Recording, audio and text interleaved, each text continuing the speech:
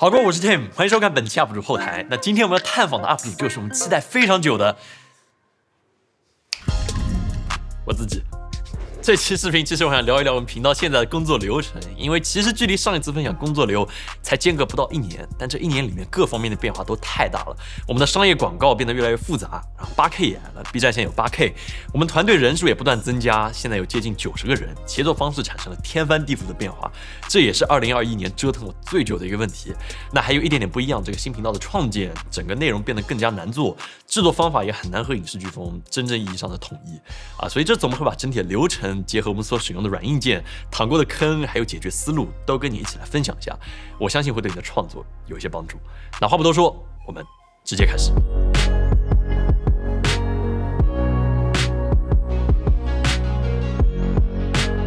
我们先从各位最好奇的设备问题开始。目前在我们公司仓库里面的摄影机有这些。那虽然看起来很多，对吧？也确实挺贵，但本质上它们就是创造营收的工具。我们现在采购更多是从业务角度来考虑它的，通常会确保同类摄影机有2台以上，这样方便多机位拍摄，还有对应的匹配。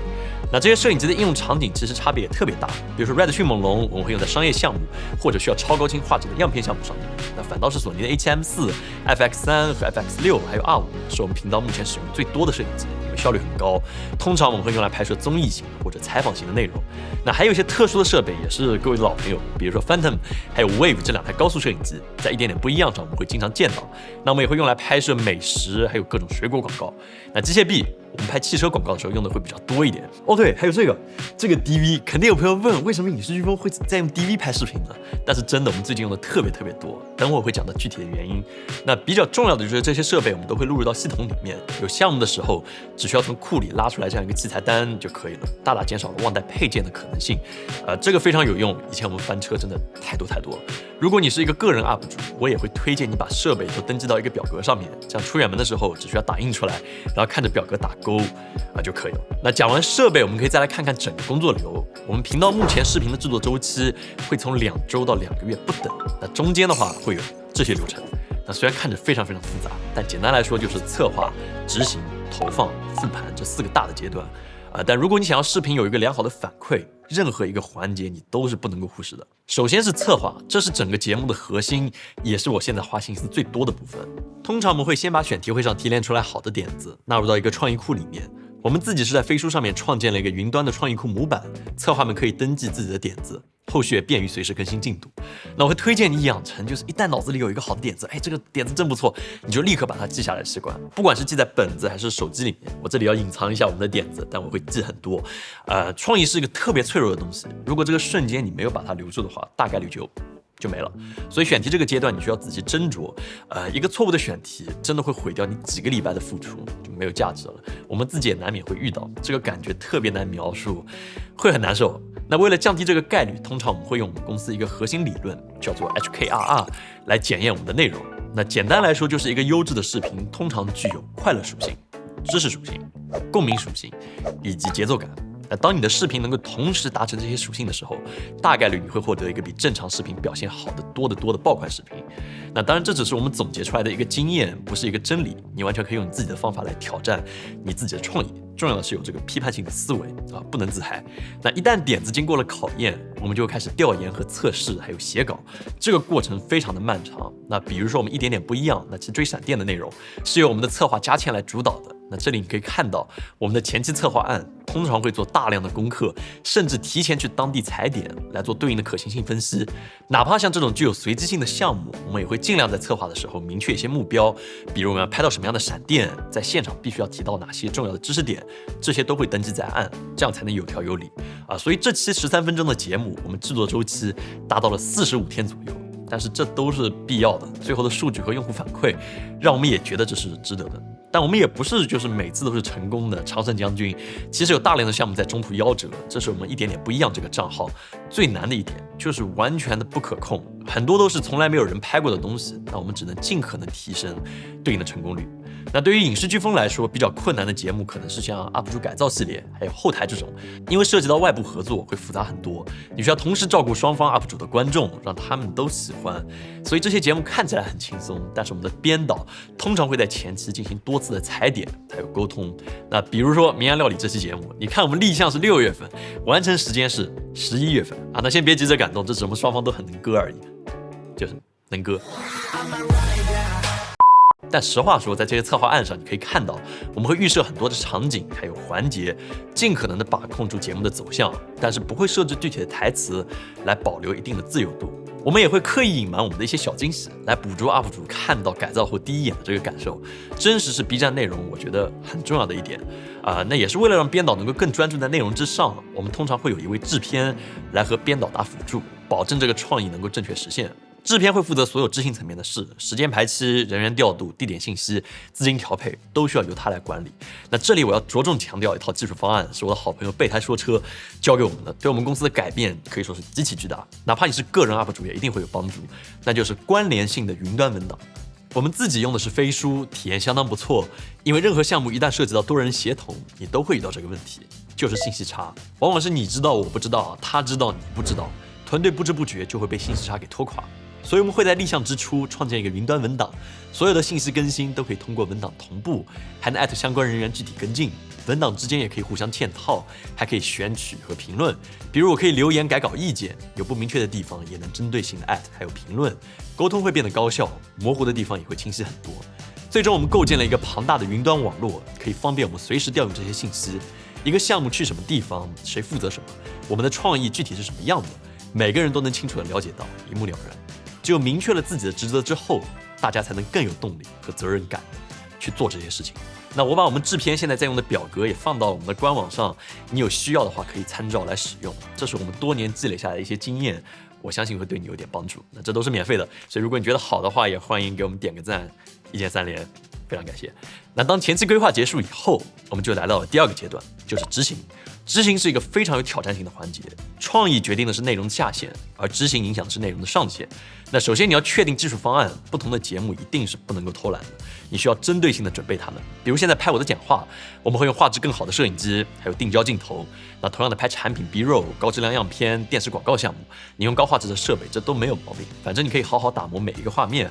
不要紧。但是如果是记录项的节目，往往一拍就是7-8个小时，我们这时候会特别考虑便携还有易用性。这也是为什么现在一点点不一样，我们会经常用这台 DV 机，因为它一块电池能用6个小时，内置麦克风、安迪滤镜，而且自带镜头，超级防抖，变焦范围是18到300可以这样，甚至还有红外模式，晚上没有光也能够拍。那它的问题是什么呢？为了控制体积，它的传感器只有1英寸，那现在有的手机都是1英寸的，所以说画质就没这么好。但是对于这种拍摄环境极其恶劣的节目，我觉得就是拍到真的比拍好要重要太多了。那倒是有一些配件我觉得是特别重要的，比如说连接 iPad 的图传，片场的所有人只要打开自己的 iPad 和手机就能够监看，再也不用拿着以前那种庞大的系统，这个非常方便。我们给侧导小侧那边也送了一个，他也非常喜欢。那这其实也是消解信息差的一个方式，就是你看不看得到画面，直接决定了你团队里面摄影、还有美术、还有道具的效率。那我们公司的结构工程师还针对 iPad 开发了很多东西来提升这个团队效率。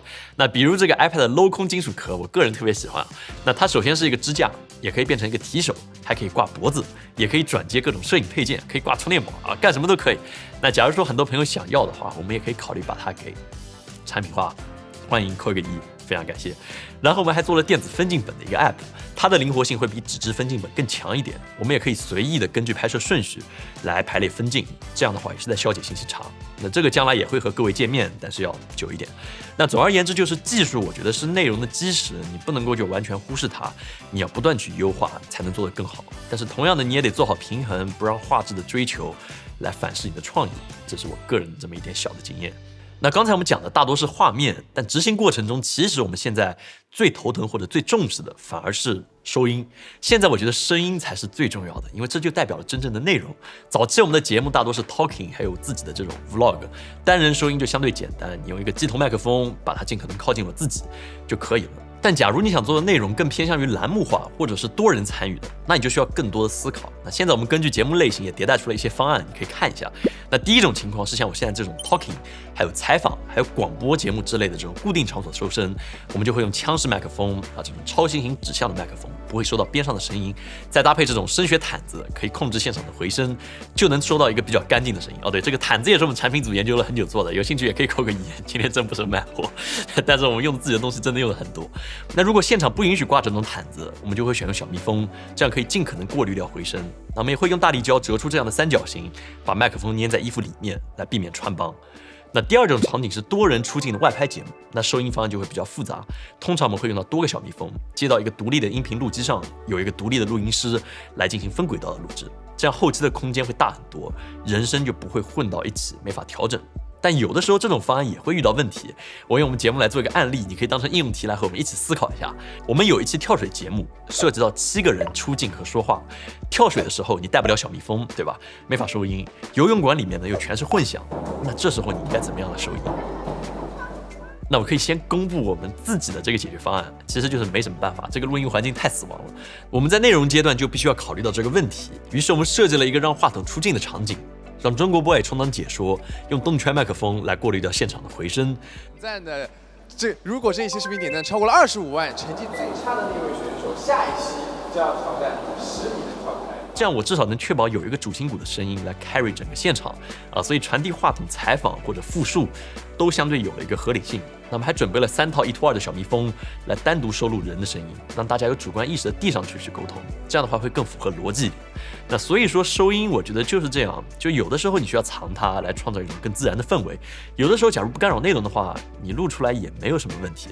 那可能把这招用的最妙的 UP 主就是我们的实景区 UP 主啊，这个拉克斯拉倒，用的真的非常好。那通常你用录音机收到声音以后，在后期就需要声画来对轨。那我们会有2种方案，分为10码器对轨，还有音频对轨。那10码器这里我可以简单讲解一下，它原理就是把一个统一的时间告诉每一台录机还有摄影机，就是他会说，这个时间是这个时候，然后别的摄影机也说这个时间是这个时候。这样的话，他们会把数据实时写入到视频文件里面去，这样就会非常稳定。但是缺点就是10码器它非常的贵，一个就要1-2千块钱，而且伺候起来非常的麻烦。那音频对轨的话，其实就是把音频和视频在软件里面直接利用声音波形来进行对轨，准确性也非常高，而且不用加附加的配件会便宜很多。但前提是你的素材要有一个明显的声音波形。那我这里会推荐用这个叫做 ProRes 的插件，是我们团队一直使用的，我觉得非常的靠谱。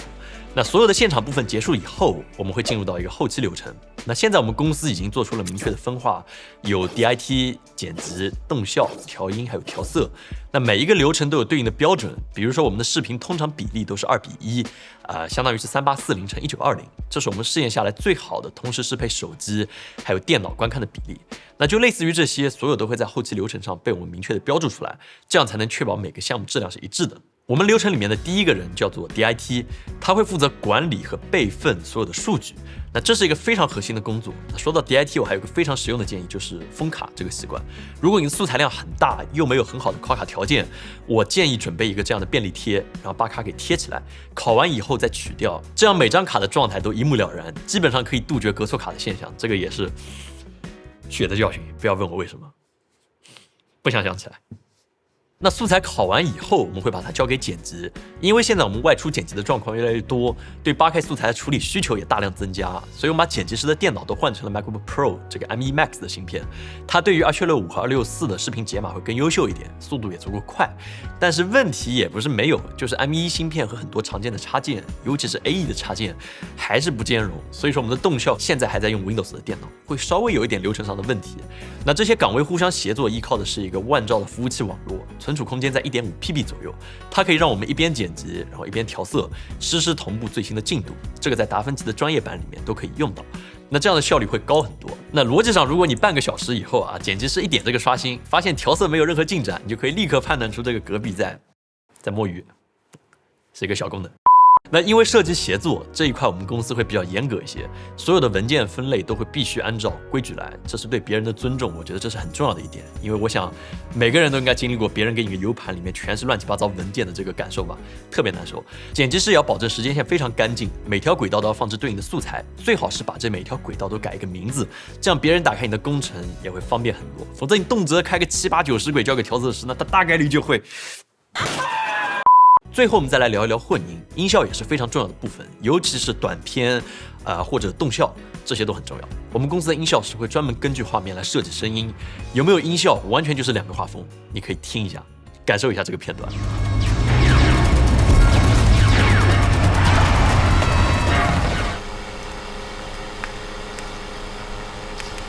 那再举一个例子，有的 BGM 听起来会特别响，就会把人声给盖过去，但是你又不想它调得特别低，这样就没有存在感。那这时候混音师会通过 EQ 来降低这个 BGM 特定的频段，从而把人声的空间给留出来。这也是为什么很多电影音乐明明很响，但是人声依然很清晰。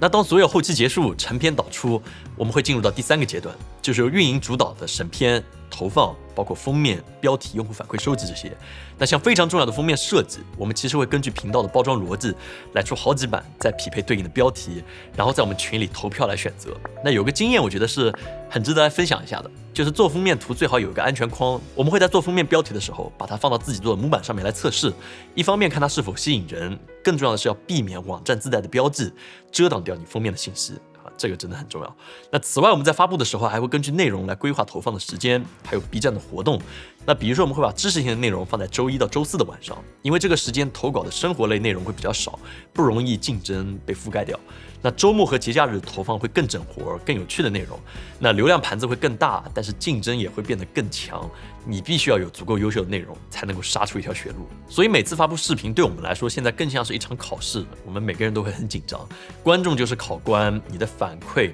还有流量数据就是得分。所以每个 UP 主我觉得都是要在一场场试炼里面不断去迭代，慢慢成长起来的。那讲到这里的话，其实我们就来到了最后一个阶段，就是复盘。